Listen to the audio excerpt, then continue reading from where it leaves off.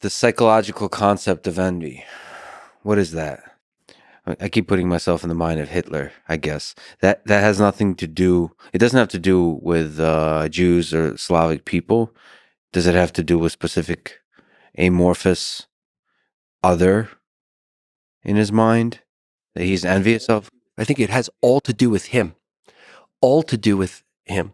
There's not a love of the people with whom he allied, or even a sense that the people who he persecuted were worse than him. It's all projections out of what was going on inside of him, which was an intense sense of inadequacy, a rage at being someone he perceived as lesser than.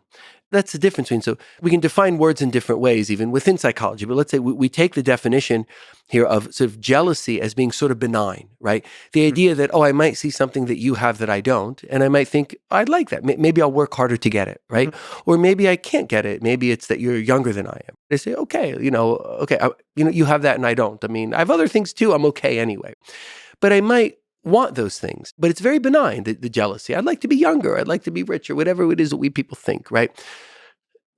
But it's just a thought, and it's a thought that can result in strivings or acceptance, right?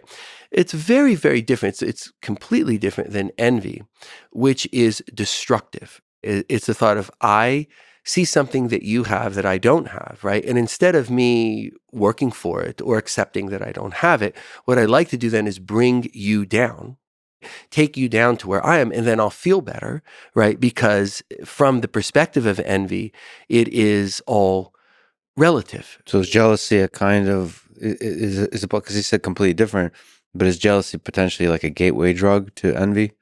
Like, is it a slippery slope? I think no. I think that jealousy is a natural, just part of the human phenomenon that we go through life, and we see like, I'd like to have that. I think it's probably part of our incentives, right? If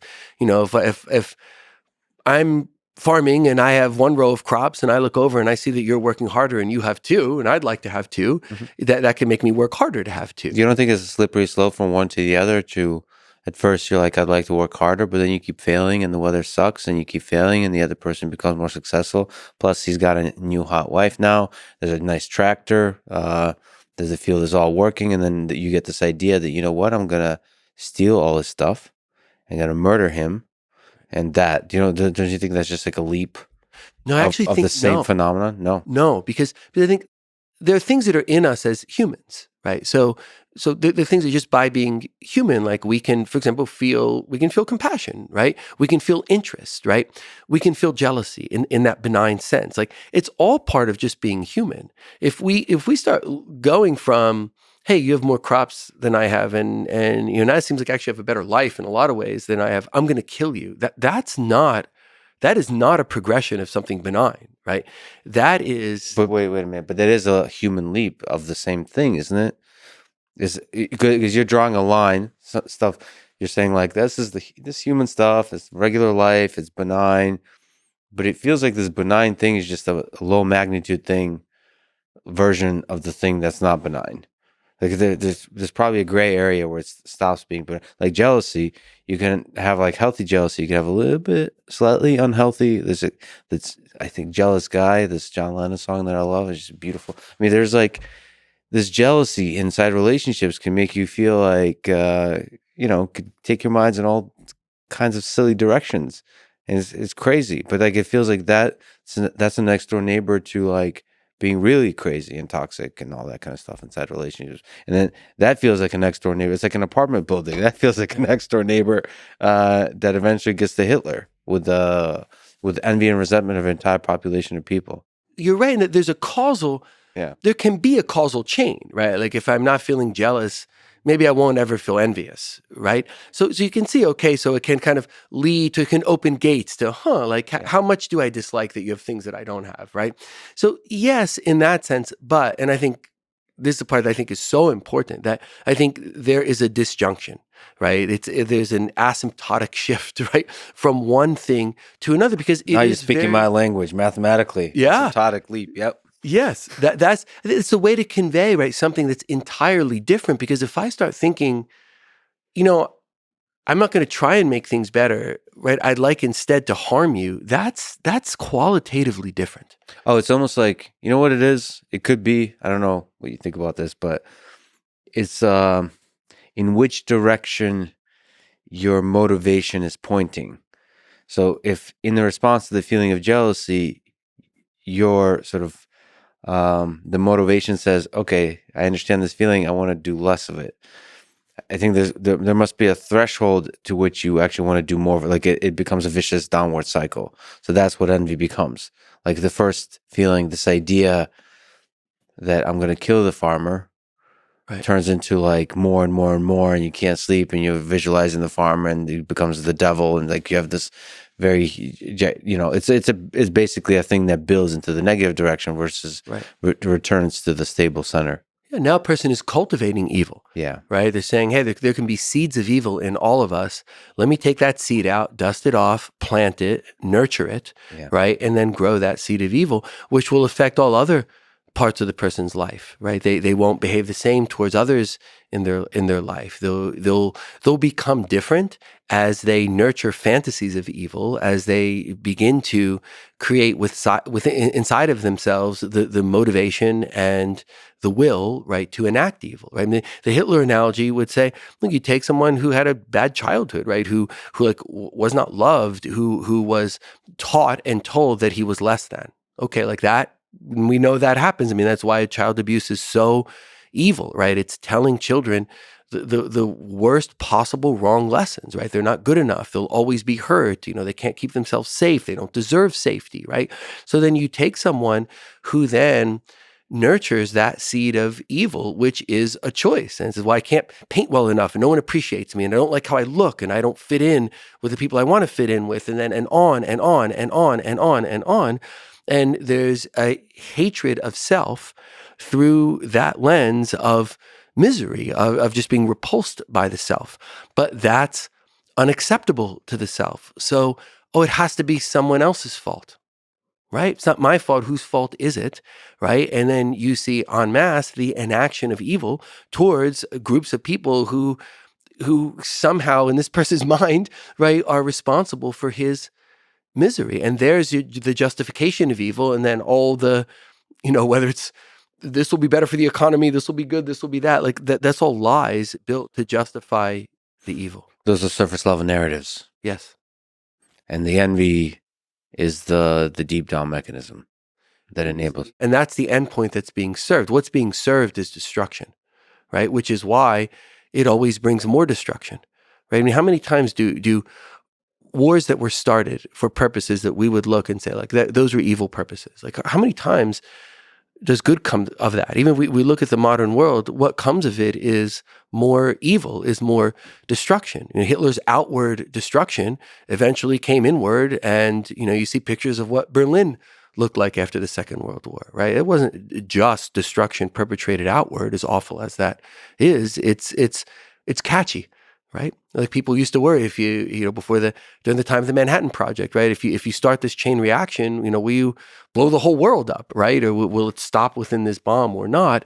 And we see, okay, the chain reaction of evil hasn't yet blown the whole world up, but look at how the catastrophe spreads. And you think 50 to 60 million people dead in the Second World War, which truly was a world war. What destruction was spread around the globe?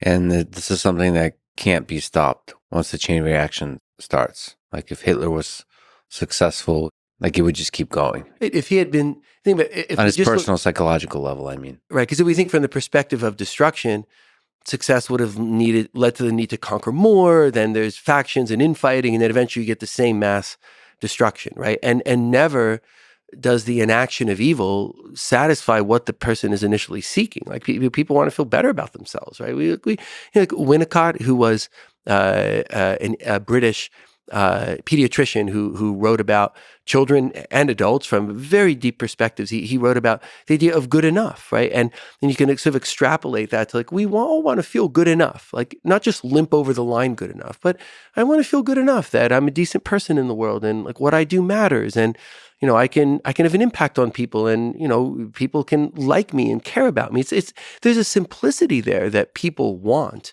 that when people don't have. And there's certain other factors, maybe they're temperamental factors or historical factors, can lead to trying to soothe that deficit, right, through envy. And I think it starts with that, and it often starts in childhood. Not always, but it often starts in childhood when the child's brain and psychology are so vulnerable. And you see salient child abuse. If you look at what was Hitler's background and what was Stalin's background, and I mean, you could look at almost anyone who's perpetrated evil, whether they're serial killers or whatever it may be. The majority, not everyone, but the majority had these lessons in childhood that said, you're not good enough, you can't keep yourself safe, no one cares about you. And in a subset of people, that's going to generate envy, and that seed of evil then gets planted and nurtured. As a fighter jet roars above us. The sound of a fighter jet above us. It's been good if I had orchestrated that. You quickly forget the comfort of being in a peaceful place. That's one thing I saw in Ukraine. Is hey, you quickly get comfortable here. The whole trip back, I was thinking, it's so damn good to be in America. The whole like, it's like a 3-day trip back. It's so good to be American. We might take that for granted as a population, but I do agree. So the destruction never alleviates the envy. Right. Are all humans capable of envy? I believe the answer is yes. If you think, do we all have the possibility of evil in us? I think the answer to that is yes.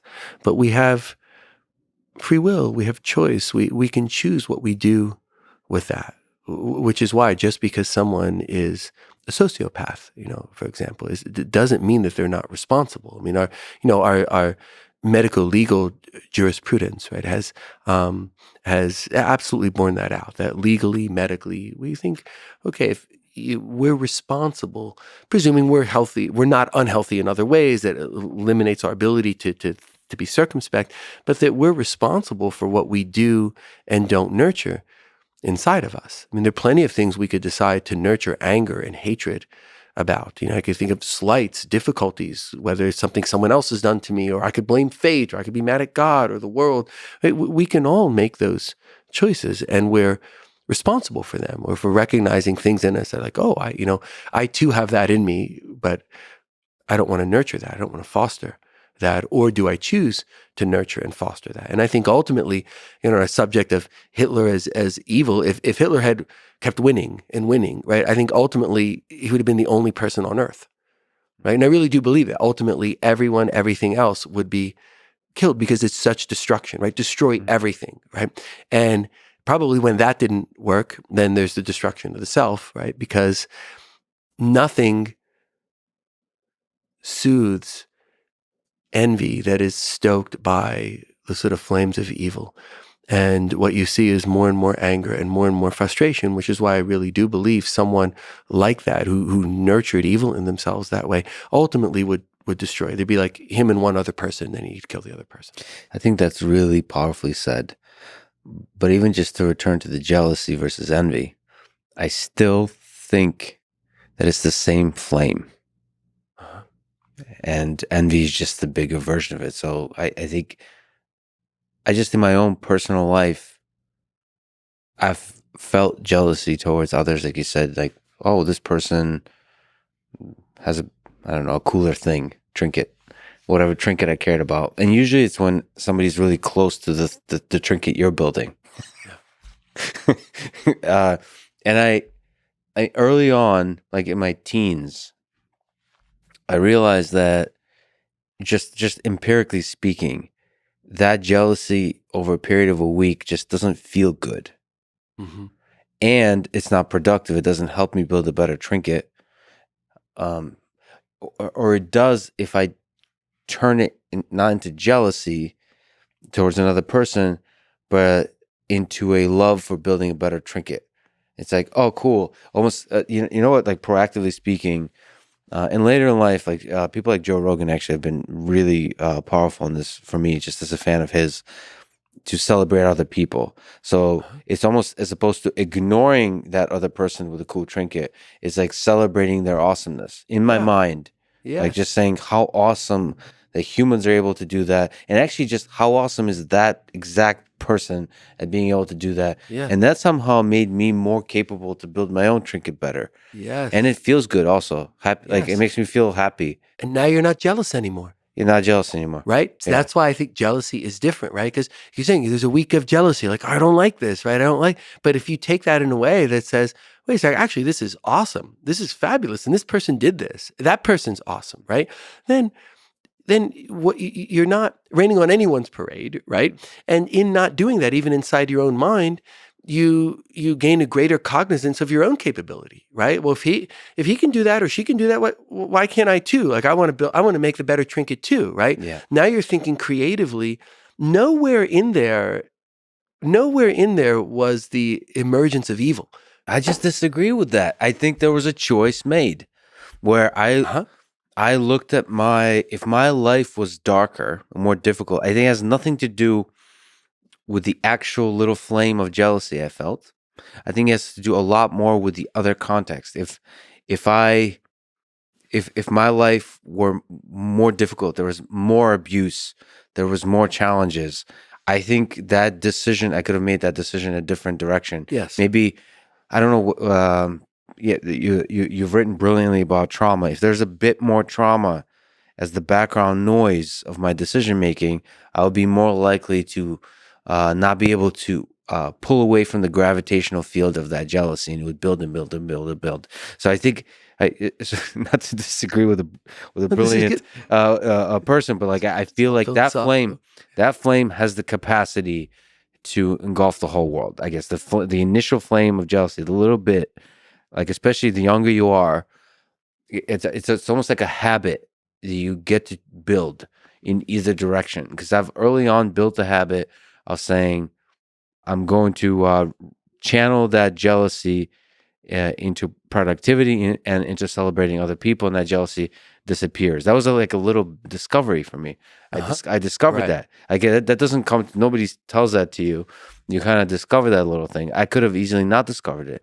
I could have easily discovered that it kind of feels good to like mess with that other person, to like think shitty thoughts, think negative thoughts, do negative things to the other person, because that could also, I just think the capacity in that initial feeling is there, and I think it's a decision we make, because like otherwise I think it dissolves responsibility.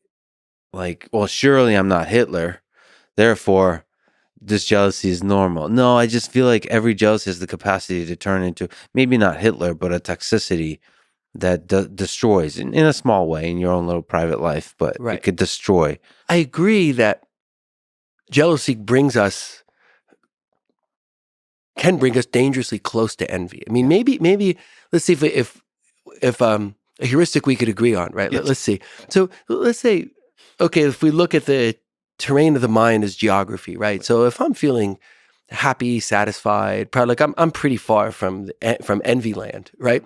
But if I'm feeling jealousy now, I'm coming kind of closer to that border, right?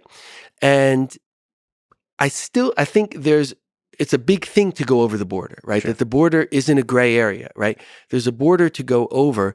And I think that I agree completely. One, certainly about trauma, that the more trauma there is, because then the more misunderstandings there are about self and feelings that I'm not good enough. And then that can be anger about why and who might be oppressing me. And, I hate myself and everyone else who seems to be better. Like, so the trauma can drive us in these negative directions, but we're still crossing over something, right? Yeah. So if you have the trinket and I think, that's awesome, I want that, I want to work harder. You know what I could do though is I could sneak in tonight when no one's around and I could move something. Right? No, wait, I don't want to do that, right? But it's like I came over the border a little bit and I thought maybe that's a better way, but then I came back. Right. And we're responsible for that. Right. Because it is a choice to say, I don't want to work hard. I'm already working how hard. I don't want to make my trinket better. I want to think mine's the best one. I could destroy yours, right? Then, we're letting our mind go over that border. And do we say, right, run that forward, right? Let's run that forward and put people around us who feel the same way and start doing it so we think less of ourselves and we debase ourselves. Do we run headlong in, or do we come over that boundary? And that's maybe the capacity for evil in us, that we come over that boundary, all of us, right, at times. But do we come over it and then say, no, that's not my choice. That's not my self-definition. Yeah. I'm coming back. But I'm trying to justify maybe there's certain other sociological forces that help us cross the border too. So in Nazi Germany, we've been talking about Hitler, but then there's also the German people. Mm-hmm. And so maybe when there's a bit of a mass hysteria, so all these effects of like combination of propaganda with the small jealousies and resentments of the people that don't cross the border, together they can. With great charismatic leaders that sort of really fuel that fire that we feel when we're part of the crowd. So maybe those individual kind of psychological barriers we have to take that leap from jealousy to envy, those can be made easier. The leap can be catalyzed through this massive 100%. 100%. I think that to me is a massive point. We're talking about layers of emergence, right? Yeah. So if there's individual consciousness, then there's culture. Right. And, we're products of the soup we swim in, so to speak. People would say that when I was growing up, right? We're products of the soup we swim in. So if the soup that we're swimming in is the soup of hatred, right, then it's going to foster all of those things. So then you think about, just in a painting with a very broad brush, the culture created in Germany prior to the Second World War, and like what was the impact of the reparations after the First World War, right? Of the punishing reparations, impoverishment, and and basically humiliation, right? That people were feeling. Okay, like there were a whole bunch of decisions that impacted that cultural perspective, right?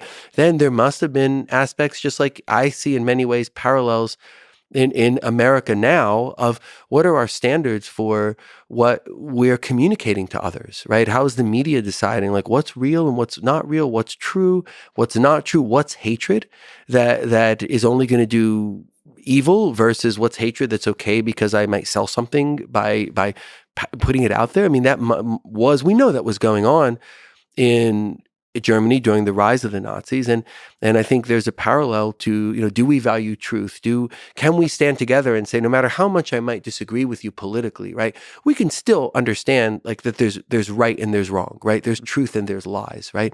So I think those are just two examples of determinants of culture, and then the culture is a determinant of is someone like Hitler marginalized as like that's a crazy evil person. Oh my goodness, like whoa, right? Or is that someone who gains a greater following and more adherence, and then there starts to be a momentum because why? Because what do demagogues do? I think they have a giant lasso and they harness the envy of thousands upon thousands upon thousands of people. That's right. You feel worse about yourself too? Doesn't matter what the reasons are. Maybe it's your childhood. Maybe it's not. Maybe it's job failings. Maybe it's professional. Maybe it's personal. Doesn't matter. Like you have envy too. Let's put it together and do some destruction because that'll make us feel better, which is a lie.